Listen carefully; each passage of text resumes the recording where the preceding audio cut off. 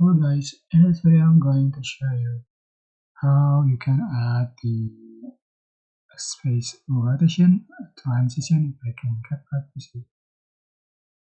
Okay, first select your photos you like to edit and go to transition and select camera. Scroll down until you find the space rotation. So there are space rotation 1, space rotation 2 and 3. You can try this one by one. Alright, let's see for space rotation 2. Alright, space rotation 3.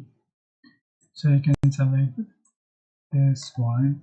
Select, you can select the transition and adjust for duration. And apply it to the clip and see for the final result.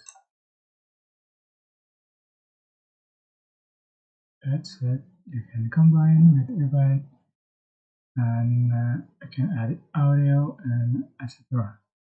I hope this tutorial was helpful for you. Don't forget to like, comment, share and also subscribe. Thank you so much for watching.